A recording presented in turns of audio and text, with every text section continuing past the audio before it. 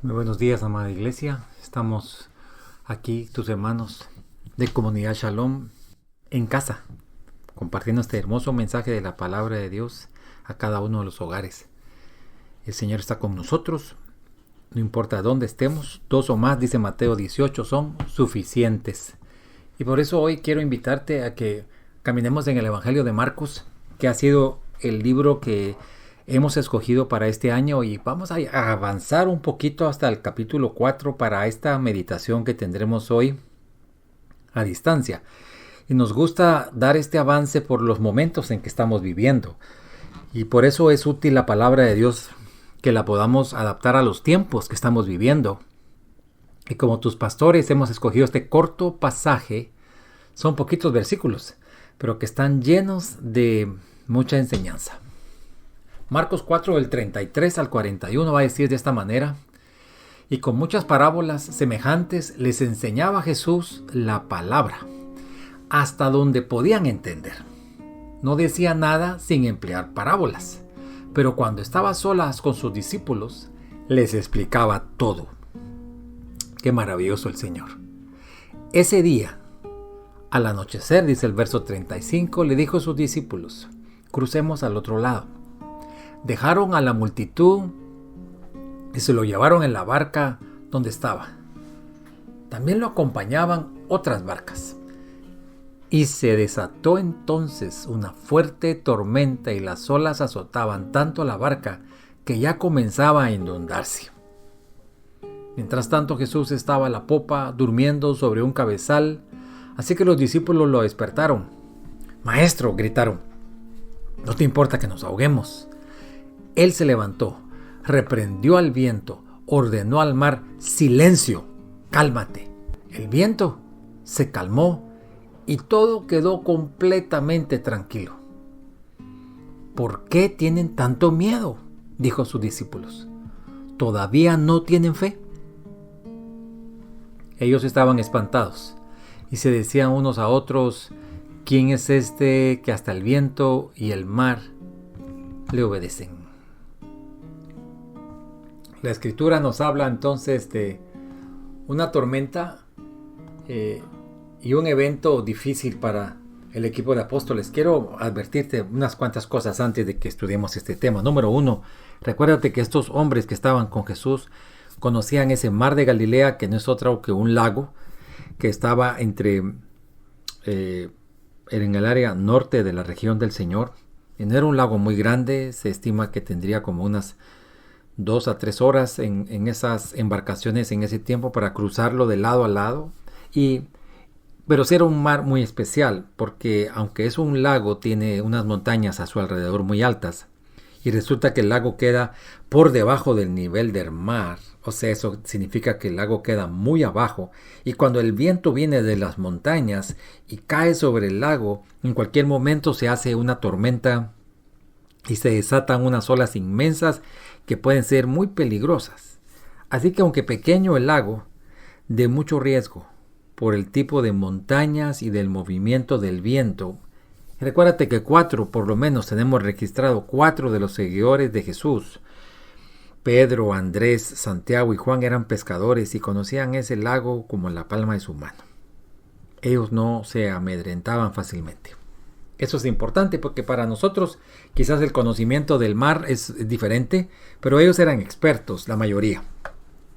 Y vienen con Jesús. Y si avanzas, yo te invito a que avances del capítulo 1 de Marcos y llegues hasta el capítulo 4 por curiosidad, y te vas a dar cuenta que el Señor está hablando de parábolas. Y no cuenta muchas parábolas el Evangelio de Marcos, pero sí cuenta las suficientes para que veamos que detrás de Jesús hay un reino. Atención, Jesús hace todo lo posible con esas parábolas de sembrar la semilla en sus seguidores de que detrás de él hay un reino, no solamente un mensaje. No es un grupo político, no es un club lo que él está haciendo, ni tampoco está siguiendo todo lo que el judaísmo traía. Él trae un reino y empieza a explicarlo de una manera sencilla, por eso usa parábolas. Pastor, ¿qué son parábolas? Son ejemplos que se nos facilita el entendimiento de cosas que son espirituales y misteriosas. Escúchame bien. Las parábolas son ejemplos y herramientas que el Señor usó para facilitar verdades que son misteriosas, o digamos, no misteriosas porque sean de películas de miedo. No, al decir misteriosas es decirte que no puedes descubrirlas tú solo. Las parábolas, aunque parecieran muy simples, hablan de verdades que tú y yo no podemos descubrir solos, pero que nos iluminan el entendimiento. Jesús habló de varias parábolas y por eso quise tomar esto como inicio del pasaje. Y con muchas parábolas semejantes les enseñaba a Jesús la palabra hasta donde podían entender. Así que también el Señor va enseñando a sus discípulos y te está enseñando a ti, y también me ha enseñado a mí como pastor, hasta donde yo pueda entender. Ahora, este evento que entonces vamos a tomar hoy tan cortito, es una continuación de la enseñanza pero a nivel práctico. Quiero decirte que muchas veces el Señor nos enseña cosas a nivel teórico. Vienes a la iglesia el domingo, escuchas la palabra, te gozas en la alabanza y hoy espero que hayas escuchado alabanzas antes de escuchar este mensaje. Pero llega un momento en que se acabó la música, se acabó la prédica del pastor, llegaste a casa, pasó la tarde, llegó la mañana siguiente y empieza el ejemplo práctico de la enseñanza. Con esto quiero que abras los ojos, iglesia, y te voy a decir que aunque el servicio es el domingo, la obra del Espíritu Santo es lunes, martes, miércoles, jueves, viernes, sábado y el domingo, no solo el domingo. O sea, pastor, que el mensaje sigue caminando en la semana, eso es lo que estoy intentando decirte. Lo que recibes el domingo muchas veces es una enseñanza teórica, una enseñanza a tu mente, y lo que te pasa lunes, martes, miércoles, jueves, viernes es la práctica de lo que te hemos enseñado el domingo, o eso es lo que el Espíritu quiere hacer. Y aquí este pasaje. Jesús enseñó básicamente 4 parábolas o un poco más. Y después de esto planeó este viaje. Este viaje no fue un accidente, iglesia. No fue algo que les pasó y que de momento pues Jesús se vio en el aprieto de resolverlo. No, esa era parte de las enseñanzas. Y te voy a decir, hermano amado, que tú y yo no sabemos cuántas cosas Dios usa día a día para darnos una enseñanza. Nada sucede por casualidad. Nada es un evento fortuito, no es mala suerte, no es porque me pasó a mí, es que yo estoy salado, pastor, es que me pasó porque... No, hasta inclusive cosas que hemos hecho por descuido de nosotros mismos tienen una enseñanza. Y con esto voy a esta enseñanza entonces. Dice la palabra de Dios en esta manera. Verso 35. Ese día, o sea, fue el día de las parábolas, al anochecer, o sea que pasó todo el día quizá enseñando parábolas, y al anochecer dijo a sus discípulos, no fue decisión de los discípulos, es decisión de Jesús, dijo a sus discípulos, crucemos al otro lado. El plan es cruzar, más o menos son 12 kilómetros en esos barcos, eran de 2 a 3 horas, ya conocían ellos ese lago. Alrededor de ese lago habían al menos 10 ciudades, así que era un área conocida. No era una aventura, no fue un viaje a través del océano, es un viaje corto, conocido, bajo la orden de Jesús. Y van rodeados de discípulos, mira todos los elementos, discípulos, recién estudiaron parábolas. Jesús va con ellos y Jesús les dice, crucemos, las cosas se miran bien. Dejaron a la multitud, dice el verso 36, y se lo llevaron en la barca donde estaba. Toman viaje. También lo acompañaban otras barcas. ¿Por qué, pastor? Porque las barcas no eran tan grandes. Así que Jesús tenía más o menos 12 apóstoles, pero dice que alrededor de Jesús podían haber estado más o menos como unas 50 personas más.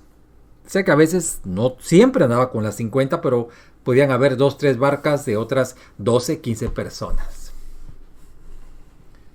Se desató entonces una fuerte tormenta. Aquí me detengo un momento. Como te explicaba, esa región rodeada de montañas y el lago de Galilea es muy profundo y muy bajo. Significa que desde el lago de Galilea, te lo voy a explicar en estas palabras, desde el lago de Galilea se podía ver en alto el mar, no por bajo, como cuando tú estás en una montaña, sino el mar estaba más arriba que el lago. O sea que el lago era como un barranco. Y así lo entiendes, como un gran barranco lleno de agua. Ahí iban los apóstoles y los discípulos en esas barcas.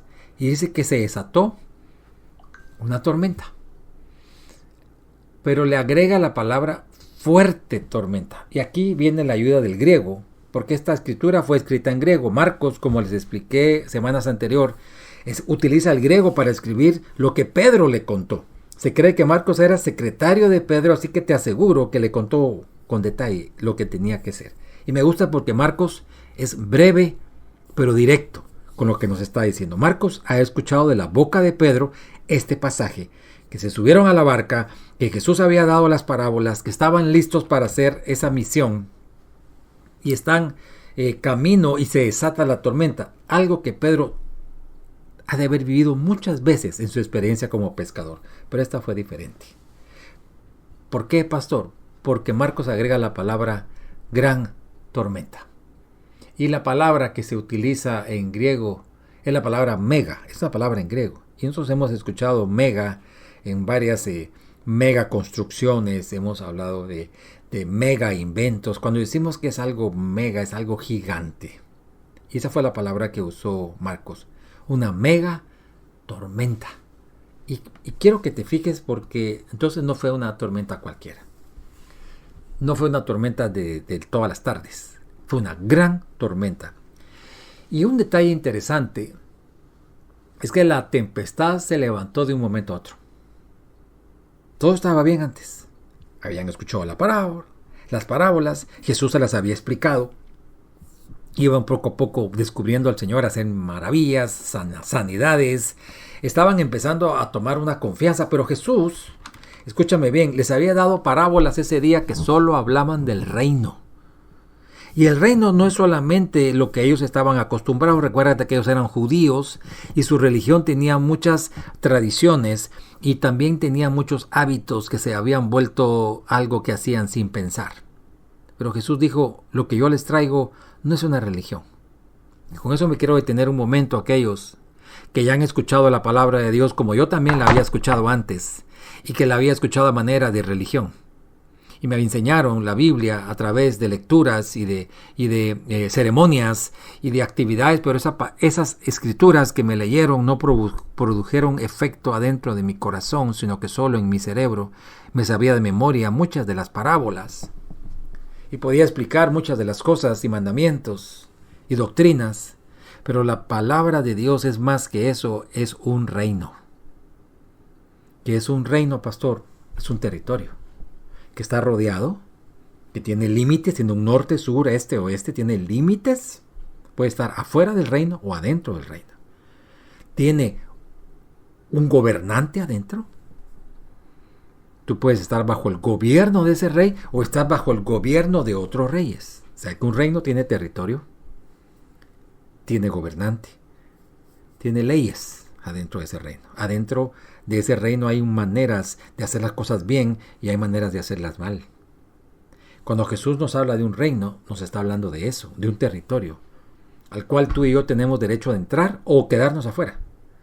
Al cual tú y yo tenemos derecho de someternos a las autoridades de ese reino o seguir bajo las autoridades de otros que están afuera del reino. Pero también tenemos la oportunidad de ser gobernados por las leyes de ese reino o seguir siendo gobernados por las leyes que están afuera de ese reino. Hay un reino espiritual y hay un reino material. Hay un reino de la luz y hay un reino de las tinieblas. ¿Dónde estás en esta mañana? ¿Dónde estás residiendo? ¿Cuál es tu dirección espiritual? No te hablo si vives en Austin o en San Marcos o en San Antonio. ¿Dónde estás viviendo espiritualmente?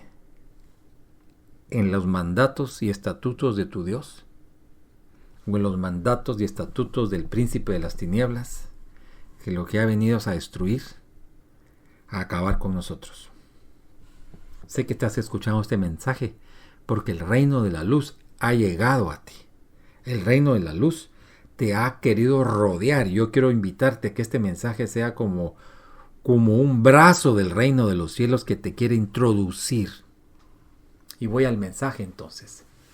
Caminaron por ese mar por un tiempo. La Biblia no dice cuánto tiempo llevaban navegando. Pero Jesús está explicando algo del reino con esta historia. Les había hablado en parábolas y ahora resulta que ese camino apacible, conocido, acostumbrado para ellos, seguro, se vuelve algo adverso, terrible, inesperado, incontrolable y voraz. La Escritura dice que se levantó una fuerte tormenta y las olas azotaban tanto la barca que comenzaban a hundirse. Yo quiero ver cómo lo dice otra versión. Dice una versión: se desató una tormenta con un viento tan fuerte que las olas caían sobre la barca.